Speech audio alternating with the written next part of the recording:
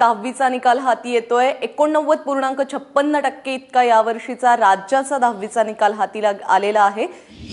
सगळ्या उत्तीर्ण विद्यार्थ्यांचं खूप खूप अभिनंदन। आणि यावर्षी देखील मुलींनी बाजी मारलेली आहे। मुलींचं उत्तीर्ण होण्याचं प्रमाण अधिक आहे, तर कोकण विभागाचा सर्वात जास्त निकाल लागलेला आहे। कोकण विभाग अव्वल ठरलेला आहे। थेट जाऊयात पत्रकार परिषदेमध्ये। मंडळाकडून पत्रकार परिषद घेतली जाते। जिल्हा स्तरावर ते याप्रमाणे विचार घेऊन त्यांचे गुण देण्यात आलेले आहेत।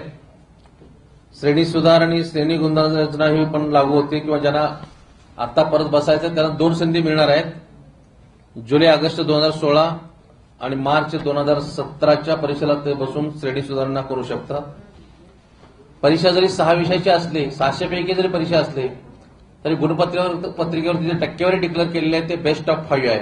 म्हणजे सर्वात जास्त 5 विषयाचे ज्यांचे गुण आहेत ते विचारात घेऊन टक्केवारी जाहीर केलेली आहे।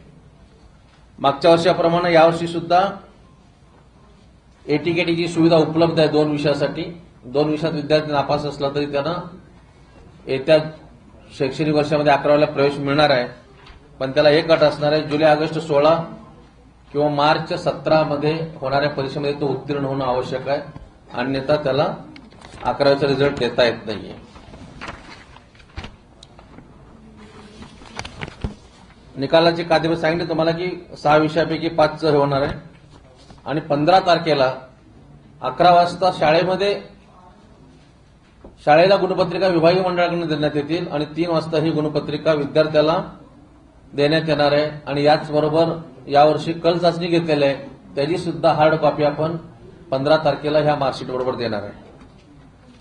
विद्यार्थ्यांना तात्काळ वेळ जाऊ नये, हार्ड कॉपीची वाट न पाहता नेटवरची कॉपी काढून सेल्फ अटेस्टेशन करून दिलं तर उद्यापासून ते 7 तारखेपासून 16 तारखेपर्यंत त्यांना गुणाची पडताळणी करण्यासाठी अर्ज करता येतील।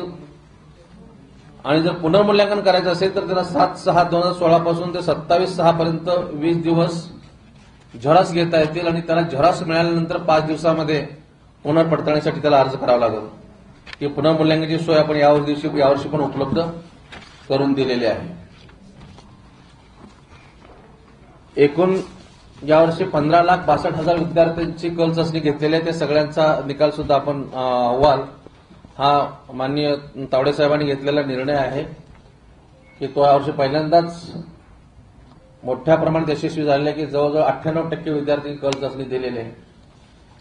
यात 16 लाख जरी विद्यार्थी असले तर 15,62,000 विद्यार्थी बोर्डामार्फत घेतलेले आहेत। आणखी 2 संस्था आहेत, कॅप आणि फ्युएल, त्यांच्या माध्यमातून कॅप ही संस्था आहे, त्यांनी 16,387 विद्यार्थ्यांची कल चाचणी घेतलेली आहे आणि फ्युएल एक संस्था आहे, त्यांनी 24,216 विद्यार्थ्यांची कल चाचणी घेतलेली आहे। त्यामुळे जवळजवळ 98% विद्यार्थी हे कल चाचणीमध्ये कव्हर झालेले आहेत। आणि यावर्षी गेल्या वर्षाप्रमाणे 10वीची पुनर्परीक्षा जुलैमध्ये घेण्यात येणार आहे।